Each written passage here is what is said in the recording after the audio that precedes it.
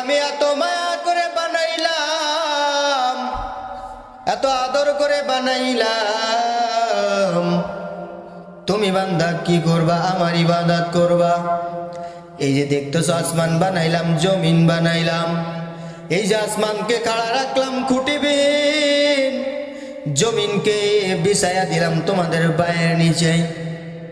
এই আসমান যখন প্রয়োজন হয় রোদ দেয়, যখন প্রয়োজন হয় তোমাকে অন্ধকার দেয়, যখন প্রয়োজন হয় সূর্য ওঠে, যখন প্রয়োজন হয় সূর্য ডুবিয়া যায়, যখন প্রয়োজন হয় চন্দ্র উঠিয়া যায়, যখন প্রয়োজন হয় চন্দ্র ডুবিয়া যায়, যখন প্রয়োজন হয় জমিনের ভিতরে তুমি চাষ করিয়া বীজ বপন করো বান্দা, আমি আল্লাহ চাইলে ওই বীজটাকে কিন্তু নষ্ট করে দিতে পারতাম, কিন্তু করি নাই রে বান্দা। কারণ আমি দেখি তুমি যখন খেতে যাও কষ্ট করিয়া, পায়ের মাথার গাম পায়ে ফেলে, যখন তুমি তোমার নিজের আয় উপার্জন করার জন্য যখন জমিনের চাষ দিতে থাকো, ওই জমিন কিন্তু আমার মালিকের দিকে তাকায় বলে, আল্লাহ আমার বুকের উপরে ভারী ভারী জিনিস দিয়ে আমাকে চাষ করে। ও মালিক, আমার কোনো অভিযোগ নাই, অভিযোগ তো একটাই থাকবে, সেটা হলো তোমার বান্দা আমার বুকের উপরে ফসল ফলাইলো, সবই করিল, কিন্তু এমন একটা দিন আসবে, এমন একটা সময় আসবে, যেই সময় আমাকে এত ব্যবহার করলো, ব্যবহার করার পর তোমার মালিক তুমি যে দিনে 5 বার ডাকো, যখন তুমি জোরে ডাক দিলা হাইয়া আলাস সালাহ হাইয়া আলাল ফালাহ বলিয়া, এরপর ওই কৃষক বান্দা কিন্তু ওই জমিনের চাষের ভিতরে ব্যস্ত থাকে। আসর যখন চলে আসলো, তখনও কিন্তু ওই বান্দা বিভিন্ন কাজে ব্যস্ত থাকে। যখন মাগরিব আজান হইয়া গেল হাইয়া আলাস সালাহ হাইয়া আলাল ফালাহ, তখনও কিন্তু কাজে ওই বান্দা কিন্তু বিভিন্ন কাজের ভিতরে লিপ্ত থাকে। যখন ঈশা হয়ে গেল, তারপর ওই কাজে তারা লিপ্ত থাকে। যখন ফজর হয়ে গেল, ফজরে যখন মুয়াজ্জিন ডাক দেয় হাইয়া আলাস সালাহ হাইয়া আলাল ফালাহ বলিয়া, তখন কিন্তু ওই সমস্ত বান্দা ঘুমায়া থাকে। তুমি যে বলছো হে বান্দা, আমি তো তোদেরকে আমার একমাত্র ইবাদতের জন্য, আমার দাসত্ব করার জন্য বান্দা তোমাকে আমি বানাইলাম। বান্দা তুমি উঠিয়া যাও, উঠিয়া যাও, ফজরের আজান দিছে। বান্দা তোকে আমি জোরে ডাকলাম পাইলাম না, আসরে ডাকলাম পাইলাম না, মাগরিবে ডাকলাম পাইলাম না, তোকে আমি ঈশায় ডাকলাম পাইলাম না রে বান্দা, ওঠ আর ঘুমাস না।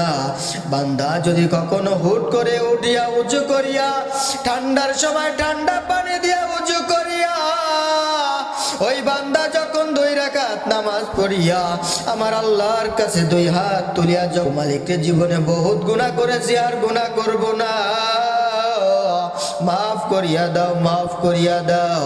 আমার আল্লাহ ফেরেশতাদের ডাকিয়া বলবে, ফেরেশতারা তাকায়া দেখ আমার বান্দা আমার থেকে মুখ ফিরাই নাই, আমার বান্দা দেখ ঠিকই কিন্তু আমার দিকে ফিরিয়ে আসছি।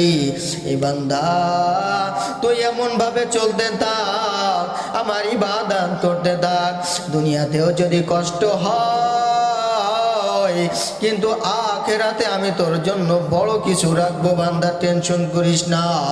এই জন্য আমার মালিকের শানে আমরা যত দূর দেখি যে বান্দা আমার মালিকের দিকে 1 বিঘা তাকায়, আমার আল্লাহ তার দিকে 2 বিঘা তাকায়। যে বান্দা আমার দিকে 2 হাত আগায়, আমার মালিক তার দিকে 4 হাত আগায়। যে বান্দা আমার দিকে হাঁটিয়ে হাঁটিয়ে আসে, আমি আল্লাহ তার দিকে দৌড়ায়া দৌড়ায়া আসি। আমার দয়ার মাওলা রে,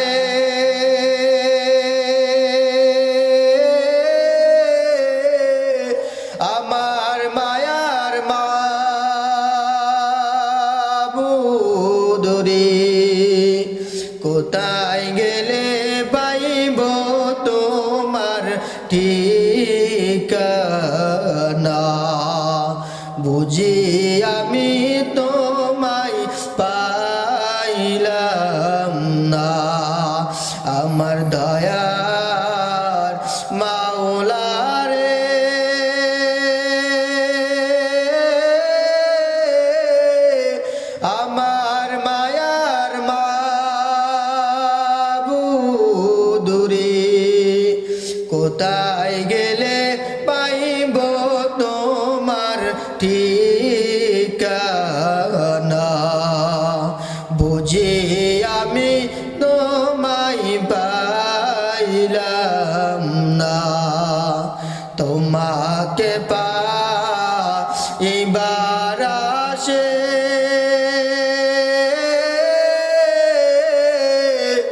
আসলাম আমি মসজিদেতে তোমাকে পাইবার আশে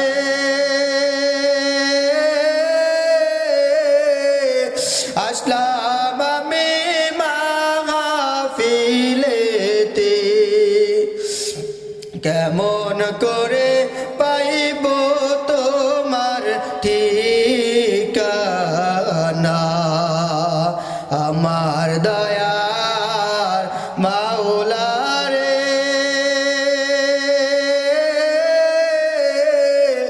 আমার মায়ার মাবুদ রে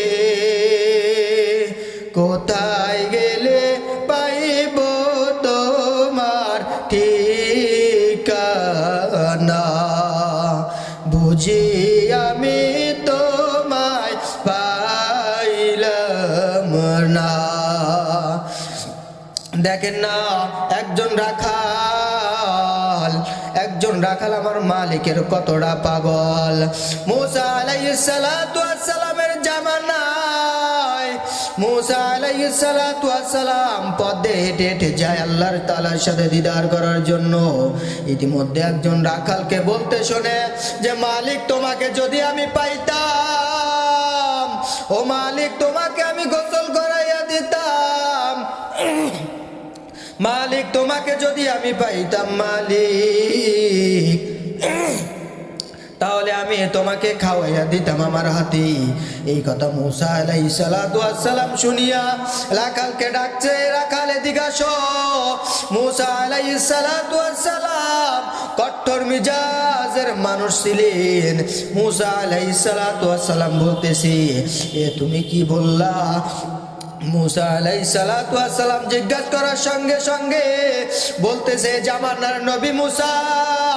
আমি বলেছি আমার মালিককে যদি আমি পাইতাম তাহলে আমার মালিককে আমি গোসল করাইয়া দিতাম আমার মালিককে যদি আমি পাইতাম তাহলে আমার মালিককে আমি খাওয়াইয়া দিতাম মুসা আলাইহিস সালাতু ওয়াস সালাম ধমক দিয়া বলল এ আহম্মক আমার মালিক কি গোসল করে তুই কি আমার মালিক রে কি তুই গোসল করাইতে পারবি আমার মালিক রে কি তুই খাওয়াইতে পারবি মুসা আলাইহিস সালাতু ওয়াস সালাম এই ধমক খাইয়া রাখাল কাঁদতে কাঁদতে জঙ্গলের দিকে দৌড়াইছে বলতেছে আল্লাহ ও মালিক নবী পাঠাও তো দুনিয়ার ভিতরে তোমার সঙ্গে বন্ধুত্ব করাই দেওয়ার জন্য গুনাহগার বান্দাদের ডাকিয়া বলতেছে আল্লাহ ও মালিক তুমি তো নবী পাঠাইলা পয়গম্বরদেরকে পাঠাইলা কি করার জন্য গুনাহগার মানুষদেরকে সঠিক পথে আনার জন্য পাঠাইলা কিন্তু তোমার নবী আমার যখন দেখা হবে তোমার সঙ্গে যখন দেখা হবে তখন আমাকে তো পার্থক্য করিয়া দিল মুসা আলাইহিস সালাতু ওয়াস সালাম আল্লাহর সঙ্গে দিদার করতে চলে গেছে আল্লাহ তাআলার সঙ্গে দিদার সময় মুসা আলাইহিস সালাতু ওয়াস সালামকে ডাকিয়া বলতে হে মুসা তোমাকে আমি কিসের জন্য দুনিয়াতে পাঠাইলাম বলতেছে গুনাহগার মানুষদেরকে জান্নাতে পথ দেখাইবার জন্য পাঠাইছেন তোমাকে কিসের জন্য পাঠাইছি ইহদিনাস সিরাতাল মুস্তাকিমের পথ দেখানোর জন্য পাঠাইছি তাহলে তুমি কেন আমার বন্ধু যে ব্যক্তি আমার সঙ্গে সম্পর্ক আছে এই ব্যক্তিকে কেন আমার থেকে পৃথক করিয়া দিলা বলতেছে আল্লাহ আমি কিন্তু বুঝতে পারি নাই কোনোই কথা তখন বলতেছে তুমি আসার পথে যে রাখালের সঙ্গে দেখা এই রাখাল তো আমার অতি বড় বন্ধু আমার বড় মহব্বতের আমার বান্দা কেন তুমি আমার বান্দাকে আমার থেকে আলাদা করলা মুসা আলাইহিস সালাতু ওয়াস সালাম ব্যাক এসে ওই রাখালকে খুঁজতে খুঁজতে যায় দেখে জঙ্গলের ভিতরে ওই রাখাল বসে আউ মাউ করিয়া কাঁদে ওই রাখালের কাছে যায়া বলতেছে ও রাখাল তুমি তখন যে কথাগুলো বলছিলে আরো একবার বলো তখন মুসা আলাইহিস সালাতু ওয়াস সালামকে বলতেছেন ও জামানার নবী মুসা আমার যখন আমার মালিকের সঙ্গে দেখা হবে তখনই তুমি আমার দেখার পথে বাধা দিছ, আর দেখা হয় নাই। তখন আমি কাঁদতে কাঁদতে জঙ্গলার ভিতরে চলে আসছি। ও জামানার নবী মুসা, ও জামানার নবী মুসা, তুমি আমাকে কেন বাধা দিলা? ও জামানার নবী মুসা, তোমাকে তো আল্লাহ জামানায় পাঠাইছে ওই গুনাহগার অন্ধকারের থাকা যেই লোকগুলা, এই লোকগুলাকে আলোর পথে আনার জন্য, জান্নাতের পথে আনার জন্য। তুমি কেন আমার বন্ধুর সাথে দেখা হবে এই সময় কেন বাধা দিছ? দেখবেন দুনিয়ার ভিতরে ছোট ছোট বাচ্চারা যখন ক্ষুধার যন্ত্রণায় কাঁদে, যখন ওই মায়ের যদি দুধ খাওয়াতে কেউ বাধা দেয়, দেখবেন ওই বাচ্চা কিন্তু আও মাও করিয়া কাঁদে। কারণ হলো ওই বাচ্চার কিন্তু পেটের ক্ষুধা কিন্তু নিবারণ হয় নাই। ওই বাচ্চা কিন্তু যতক্ষণ পর্যন্ত ওই মায়ের দুধ খাইতে না পারে অতক্ষণ পর্যন্ত কিন্তু আও মাও করিয়া কাঁদতে থাকে। ও দুনিয়ার মুসলমান, আজকে যেই মাদ্রাসার মাহফিল, এই মাদ্রাসা কিন্তু এমন একটা মাদ্রাসা যেখানে জান্নাতের পথ দেখানো হয়, যেখানে কোরআনের পথ দেখানো হয়, কোরআনকে দিলে ঢুকানো হয়। আমাদের অনেকের ছোট ছোট বাচ্চারা আছে যারা মাদ্রাসাতে পড়ে কিনা, যারা পড়ে তারা দেখবেন মাসকে মাস এই মাদ্রাসাতে পড়িয়া থাকে কিনা।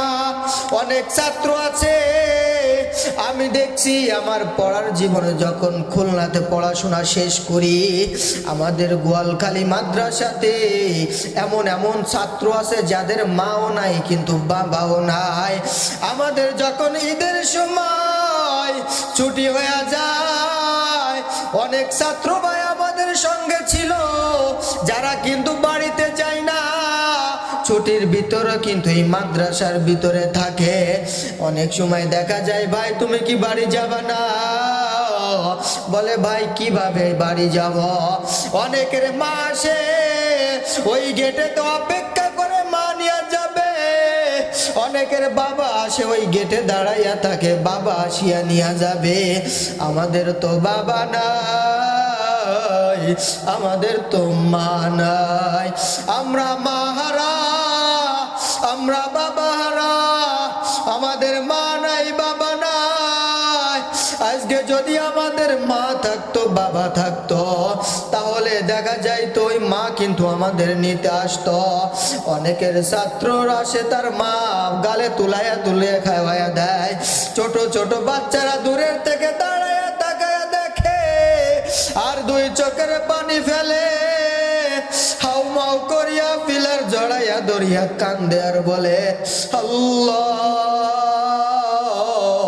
আজকে যদি আমার মাই থাকতো মাই আমাকে কিন্তু খাওয়াইতো, আজকে যদি আমার বাবাই থাকতো আমার বাবা কিন্তু আমাকে নিয়ে যাইতো। হায় আল্লাহ, এই মাদ্রাসা তো কিন্তু অনেকে আছে মা হারা বাবা হারা, আর যাদের সন্তানরা এই মাদ্রাসাতে দেন দেখবেন তাদের সন্তান কিন্তু জান্নাতওয়ালা হবে। কারণ কোরআন যারা পড়ে কিয়ামতের ময়দানে এই কোরআনওয়ালার বাবাদের মাথায় কোরআনের ওসিলায় কিন্তু মুকুট পরাইয়া দিবে। আমরা এখানে অনেকে আসছি, আসার পথে অনেকের মার কবর বাবার কবর বেঁধেছে কিনা, বাড়ির পাশে বাঁশ বাগানে আম বাগানের সাইডে কিন্তু মাকে ওই কবর দিয়ে আসছেন, বছর কি বছর রাখি আসছেন। কোনদিন কি এই মার খোঁজ খবর নিয়েছেন? এই কনকনে শীতের রাত্রে ওই কবরের ভিতরে মা কেমনে আছে, বাবা কেমনে আছে, ওই বাবা শীত লাগছে কিনা এই কোনদিন কি খবর নিছে? ওই মাকে কিন্তু মাসকে মাস ওই মাটির নিচে রাখি আসছে। ওই বৃষ্টি হয় ওই গর্তের ভিতরে পানি যায়, বৃষ্টি হয় ঠান্ডা হয় সব কিন্তু আমাদের কিন্তু ক্ল্যাব আছে, কম্বল আছে, সব কিছু আমরা কিন্তু নিতে পারি শরীরে, কিন্তু ওই মাকে ওই বাবাকে রাখি আসছি। ওই মা হারা সন্তান, ওই বাবা হারা সন্তান, যারা ওই কবরে মাকে নিজের হাতে দাফন করিয়া রাখি আসছেন, আজকে বলিয়া যাব আমার মা হারা সন্তান, বাবা হারা সন্তান, আজকে যাওয়ার পথে মায়ের কবরের দিকে তাকাইয়া দেখবে, বাবার কবরের দিকে তাকাইয়া দেখবে। ওই গহীন অন্ধকার যেখানে দিনে মানে যাইতো কিন্তু বড় ভয় হয়, ওই মাকে একা রাখি আসছি, বাবাকে একা রাখি আসছি, কোনোদিন মায়ের খোঁজ নেই নাই, বাবারও খোঁজ নেই নাই। আল্লাহ তাকায় দেখেন মালিক, অনেক মুরব্বী বাবা সেখানে যাদের মা না। আল্লাহ এই মা হারা সন্তান, বাবা হারা সন্তান, মালিক রে তুমি আজকের এই মাহফিলে আসার ওসিলায়, উলামায়ে কেরামদের কথা শোনার ওসিলায়, কোরআন হাদিসের কথা শোনার ওসিলায় তাদেরকে জান্নাত দিও।